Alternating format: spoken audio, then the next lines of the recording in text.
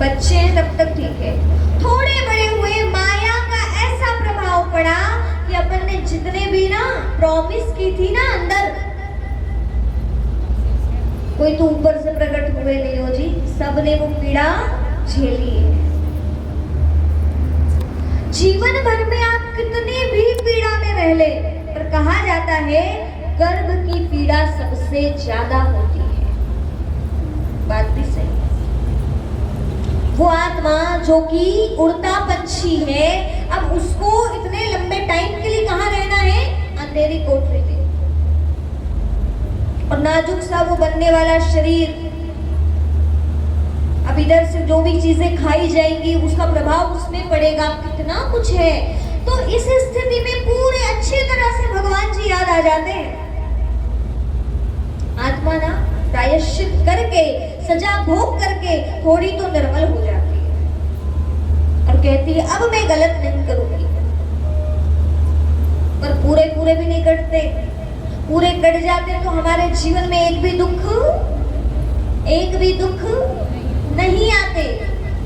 ये मानव ही जन्म है, ये मानव ही तन है, जिसमें हमें अपने सुख दुख सब प्रकार की जो भी हमने कर्म किए सब भोगने पड़ते हैं।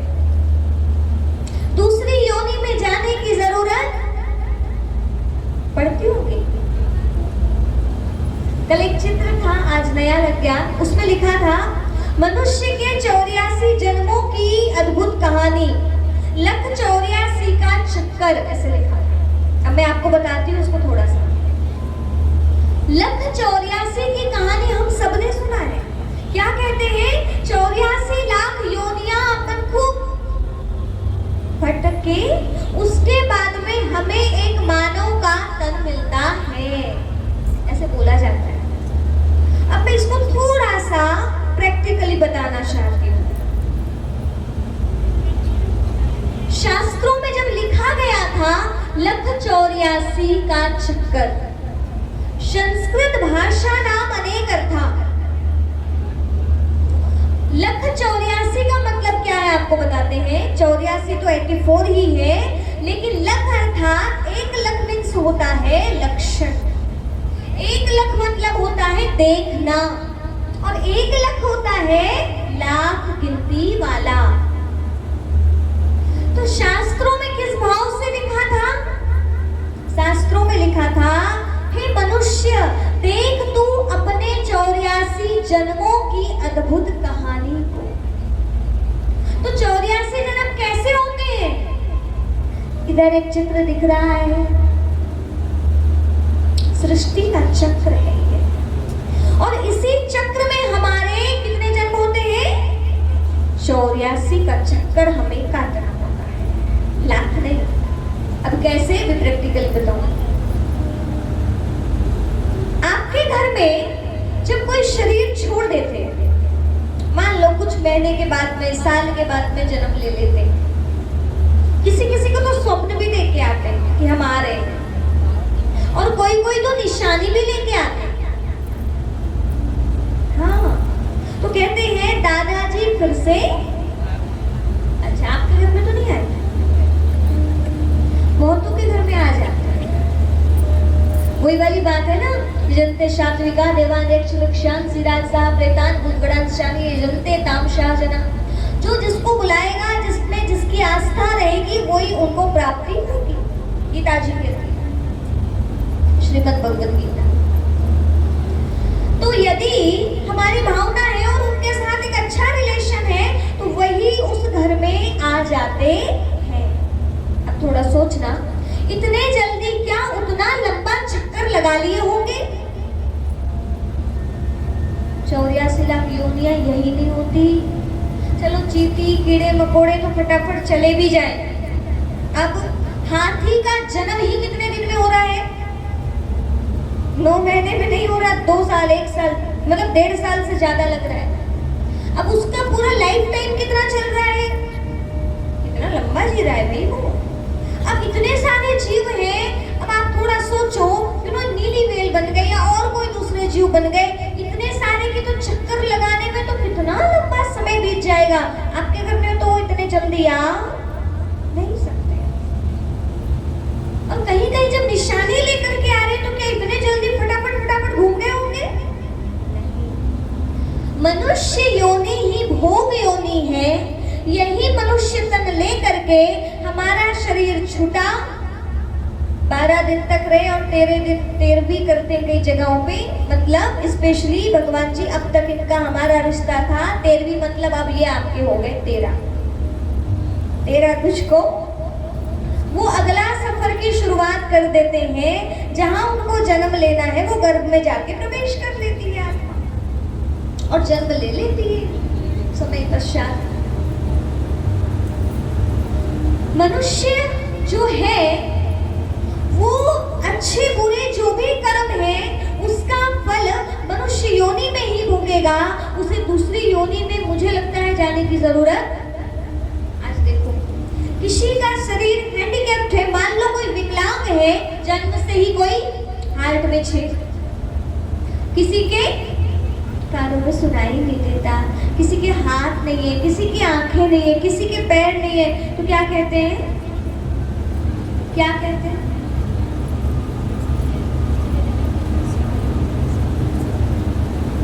क्या कहते हो?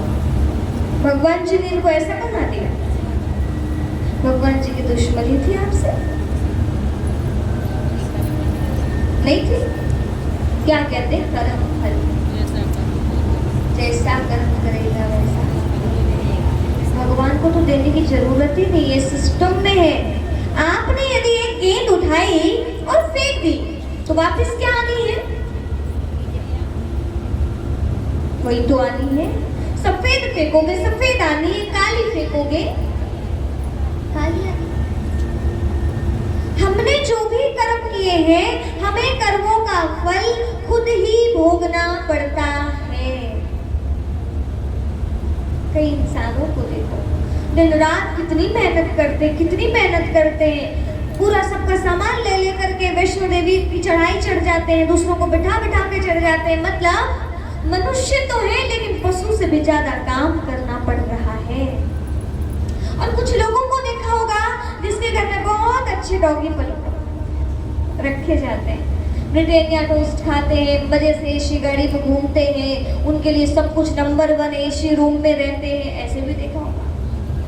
तब दिखाई देता है भोग योनि तो मनुष्य की ही है, जो उसको गरीबी देखनी पड़ रही है। आज कितने लोग जो है जो खा नहीं सक रहे, और कितने लोग ऐसे हैं जो डस्टबिन का उठा करके निकाल करके पेट भरते हैं।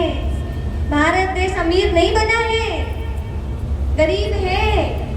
जहाँ एक ऐसा वर्ग है जिसके पास सब कुछ है, और अभी भी कई जगहें ऐसी हैं जहाँ खाने के लिए पूरा नहीं। क्या किस आधार पर ये निर्भर करता है? आपके कर्म। जो दोगे वो मिलेगा। आपने यदि इस जन्म में अच्छा कर लिया तो हो सकता है अगला परिवार आप अंबानी फैमिली में चले जाओ, आपके पुण्य इतने हो कि आपको इतना ऊंचा वो मिल जाए। और आपने एक ऐसा भी जीव देखा होगा जिसका जन्म होते ही माँ जो है भिखारी है, मांगती है कटोरा हाथ में, और वो कहती है इस बच्चे के पेट के लिए कुछ दे दो। गरीब घर में ले रहे हो जन्म, अमीर घर में ले रहे हो जन्म, अस्वस्थ हो स्वस्थ हो, पैसे वाले हो गरीब हो, सात्विक प्रवृत्ति है आसुरी प्रवृत्ति है, सब डिपेंड करता है आपके कर्म के ऊपर। हम मनुष्य इन चक्रों में आते हैं। सतयुग में होते हैं 8 जन्म, त्रेता में होते हैं 12 जन्म, द्वापर में होते हैं 21 जन्म, और कलयुग में होते हैं 42 जन्म। और ये अंत का समय कहलाता है। इसमें एक जन्म ईश्वर मिलने वाला, ऐसे होते हैं 84 जन्म। और वेद व्यास जी ने कह दिया लख 84 का चक्कर। अब मुंडे मुंडे बनते बिना, जितने सिर उतनी बातें, उसको बना दिए ये योनि जाओ। अब पूछो आपसे एक छोटा सा प्रश्न, आम का बीज डालो तो क्या बबूल उगता है? इमली बो तो कहीं ऐसा तो नहीं कि इस जगह पे स्पेशली आप आम बोते हैं और अंगूर खाते हैं, अंगूर उगता है, ऐसा नहीं है ना। जो लगाएंगे वही आएगा, जैसे कर्म करेंगे वैसे ही फल मिलेंगे। तो हुआ क्या, सतयुग में अच्छे कर्म तो अच्छा सब कुछ मिला, त्रेता में भी ठीक था, लेकिन यहाँ पे हमारे कर्म बिगड़ गए। इसलिए दिखने वाला संसार अशोक वाटिका जैसे है, पर यहाँ शोक की कोई कमी नहीं है। सीता जी को दंड राम जी ने नहीं दिया, सीता जी खुद आकर्षित हो करके लक्ष्मण रेखा लांग करके अशोक वाटिका में आ गई। कहते हैं खुदा ना दंड देता है, खुदा ना माफ करता है, वो तो कर्म फल तराजू है जो इंसाफ करता है। सुख और दुख का बटन तेरे हाथ में है बंदे, जो तू खुद ही ऑन करता है और खुद ही ऑफ करता है। खुदा ना दंड देता है, खुदा ना माफ करता है। वो इंटरफेयर नहीं करेगा, जैसा कर्म करेगा वैसा फल मिलेगा, यही गीता का ज्ञान है। अब आगे समझते हैं आखिर ये घटना क्यों घटी। शियाहरण अपने आप नहीं होता, इसमें थोड़ी गलती तो हमने देखा, माता मतलब आत्मा रूपी सीता की भी हो गई। पर एक और प्रसंग है इसी रामायण का, और आज वो प्रसंग हमें लेके जाएगा धर्म ग्लानि के लक्षण की तरफ।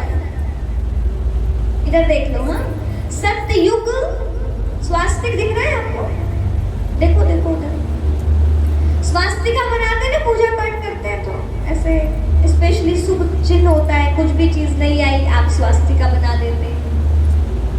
स्वास्तिक मतलब जो भी चल रहा है सब बढ़िया चल रहा है। यदि किसी के जिंदगी में दुख आ रहा है तो वो भी उसको सिखाने के लिए आ रहा है, किसी के जीवन में सुख आया है तो भी उसके कर्मों के कारण आया है। इस संसार में कुछ भी गलत नहीं हो रहा है, जो होना है वही हो रहा है। हमें बड़ा दर्द होता है, अरे उनके साथ बड़ा गलत हुआ। आपको उनका प्रेजेंट लाइफ दिख रही है, आपको उनका पास्ट दिखाई नहीं दिया। आज हम कहते हैं हमने बहुत सुंदर कर्म किए, लेकिन पता नहीं क्या हुआ, हमारे जीवन में दुख ही दुख आते हैं। आपके वर्तमान के कर्म बहुत अच्छे हैं, परंतु आपको आपके पिछले जन्मों के कर्म याद नहीं है। अभी वो वाले फलीभूत हो रहे हैं। कौन से वाले? कौन से वाले? हाँ। तो देखिए जी, ये कलयुग का समय चल रहा है, यहाँ पे हिसाब किताब आएंगे ही आएंगे, और अचानक आएंगे, बिना बताए आएंगे। मौसम अचानक ही बिगड़ता है, अब पूर्वानुमान वो सब है साइंस की, हाँ जी ऐसा ऐसा होने वाला है, पर बता के नहीं होता है। किसी की मृत्यु बता के नहीं आती है, बीमारी बता के वो थे आने के, आपने ध्यान नहीं दिया तो आई। कर्म फल अचानक से फलीभूत हो जाते हैं, और जब फलीभूत होते हैं तो उसको भोगना ही पड़ता है। और इस कलयुग के समय में ज्यादातर देख रहे हो ना, बीमारी बढ़ रही है, परेशानियां बढ़ रही है। क्या है? कर्म फल है, जो फलीभूत होकर के कभी भी किसी के भी सामने आ जाते हैं। इस संसार की वास्तविक स्थिति तो तब दिखती है जब आप हॉस्पिटल में जाकर देखो, कितने रोगी पड़े हैं, कितने बीमार पड़े हैं। कभी कभी हमें इस संसार की वास्तविक स्थिति को देखना चाहिए, ताकि हम थोड़ा ना कर्मों से डरें, अच्छा कर्म करें और भगवान का धन्यवाद करें कि भगवान जी बढ़िया रखे। और आगे सोचो, दुखी नहीं होना, परेशानी आए दुख आए तो भी धन्यवाद करना। सर दर्द दे, तबीयत ठीक ना हो तो धन्यवाद करना कि चलो ज्यादा तो तबीयत खराब नहीं है, और ज्यादा हो जाए तो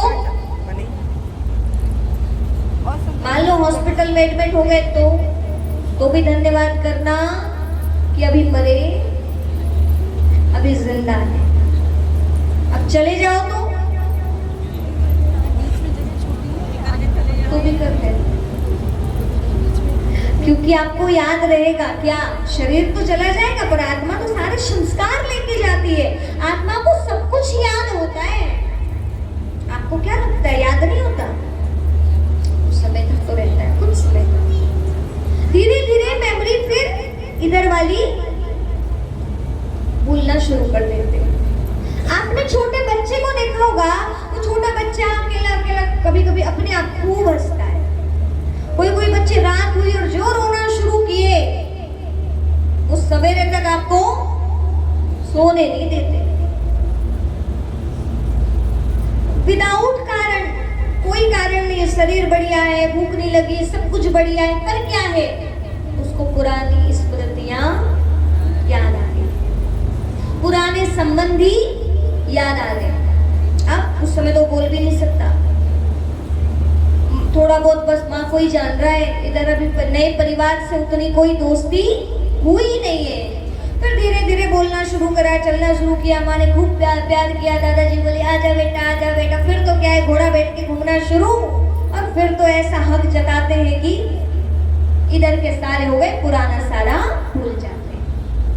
भूलना भी जरूरी है, इतना सारा याद रहेगा तो यहाँ कचरा हो जाएगा, संभाल नहीं पाओगे। इसीलिए इस संसार में जो कुछ भी चल रहा है, जो भी सिस्टम बना हुआ है, सब बढ़िया है, कुछ भी गलत नहीं है। तो जब ये दुनिया सतयुग कहलाती थी तो सभी ऐसे थे, देने वाले, इसीलिए उनका नाम था देवता। क्या नाम था? आपका नाम क्या है?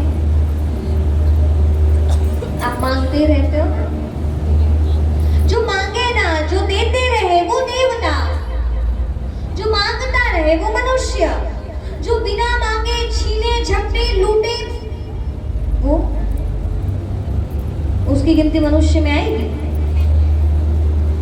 उसकी गिनती आएगी? उसकी गिनती आएगी? जबरदस्ती करोगे तो समझ जाओ असुर में आ रही है कि देवता में आ रही है। आप तो बहुत अच्छे हैं ना सभी लोग। अब आइए श्रीमद् भगवद गीता की तरफ थोड़ा आकर के इसको अच्छे से समझते हैं। अर्जुन को जब भगवान ज्ञान दे रहे थे, ये सारा, अर्जुन मैंने ये ज्ञान कल्प के पूर्व में आदि में दिया। 5000 साल का कल्प होता है, 5000 साल पहले गीता ज्ञान दिया गया है। अब वही ज्ञान मैं तुझे दे रहा हूं। प्रथम श्लोक चतुर्थवा अध्याय, एवं विवस्वते योगम प्रोक्तवान हम वयम विवस्वान मनवे प्राह मनुरिक्ष्वाक वेद ब्रवीत एवं परंपरा प्राप्तम सा राजर्षयो विदु सा काले नेह महता योगो नष्टा परंतपः। क्या कहते हैं, ये ज्ञान मैंने सबसे पहले किसे दिया? सूर्य को दिया। किसको दिया? अच्छा, सूर्य से ये ज्ञान आया मनु तक, मनु महाराज, फिर इक्ष्वाकु तक आया, फिर ये ज्ञान धीरे धीरे परंपरा से प्राप्त होता हुआ ऋषि मुनियों तक पहुंचा, लेकिन फिर ये लुप्त हो गया।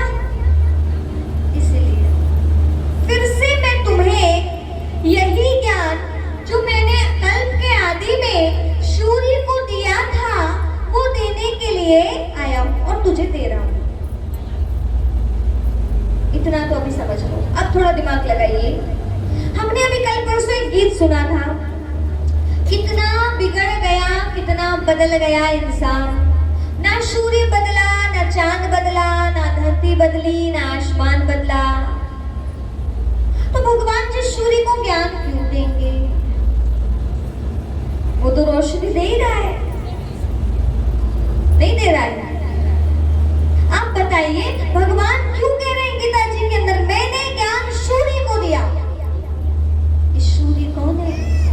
सूर्य आकाश में बैठा हुआ वो गोला नहीं है प्रकाश का।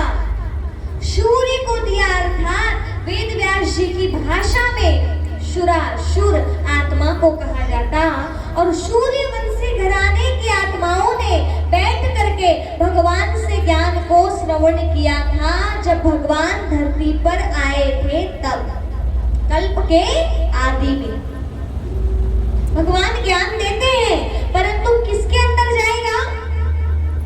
जिसने ज्ञान पहले भी समझा था, जो सूर्यवंशी घराने की आत्माएं हैं, अर्थात जिन्होंने अपना सतयुग काल में भी जीवन जिया है। हर किसी को समझ में थोड़ी ना आएंगी इतनी गहरी बातें। आपको आ रही होंगी तो धन्य समझना, उनकी कृपा है, क्योंकि जो सच्चाई है वो बताना मेरा काम है। ठीक है, सभी के अनुसार, शास्त्रों के अनुसार, वेद व्यास जी के अनुसार, साइंटिफिक बताऊंगी, ब्रह्मा कुमारी संस्थान के अनुसार बताऊंगी, और जितना थोड़ा समझा है उसके अनुसार बताऊंगी, पर जो सच्चाई है वो बताना मेरा कर्तव्य है।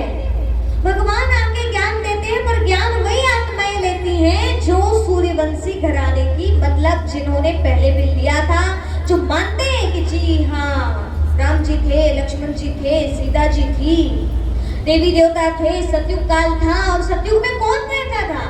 मनुष्य ही तो थे। कर्म अच्छे तो उनको देवता कहते हैं, कर्म बिगड़ गए तो असुर कहते हैं। सतयुग में रहने वाले मनुष्य देवता, कलयुग में रहने वाले बिगड़े मनुष्य असुर, और जो बिगड़े भी नहीं है, सुधरे भी नहीं है, बीच में चल रहे हैं, वो नॉर्मल मनुष्य। तो भगवान ने ये ज्ञान किसको दिया? सूर्यवंशी घराने की आत्माओं को दिया। धीरे धीरे धीरे धीरे ज्ञान प्राप्त करके उन्होंने खूब अच्छे से जीवन जिया, लेकिन फिर ऋषि मुनियों तक भी ये ज्ञान पहुंचेगा। क्या कह रहे हैं? मनु तक गया, इक्ष्वाकु तक गया, मतलब क्या? अभी बैठ करके कौन ज्ञान सुन रही है? सुरा, आत्मा। आप सब कौन है? सुरा, आत्मा है, सब आत्मा हो। अब ज्ञान सुनने के बाद आपके मन में मंथन चलेगा। मनु तक गया मतलब मनन किया, और मनन करने के बाद, चिंतन करने के बाद आपने जो सुना उसको अपने कर्मों में डाल लिया, इच्छा में ढाल लिया। अब मुझे ऐसा बनना है। मैं आपको बता रही हूँ कि आपको अब अपने जीवन में अच्छी चीजें लानी है, तो आपने लानी शुरू कर दिया। आपको मैं कहूँ, अभी बताऊं कि धर्म ग्लानि चल रही है, हर दिन आप जल्दी उठो, भगवान की याद करो, ब्रह्म मुहूर्त में उठो, खान पान सुधारो, तो आपको मेरी बात जम गई।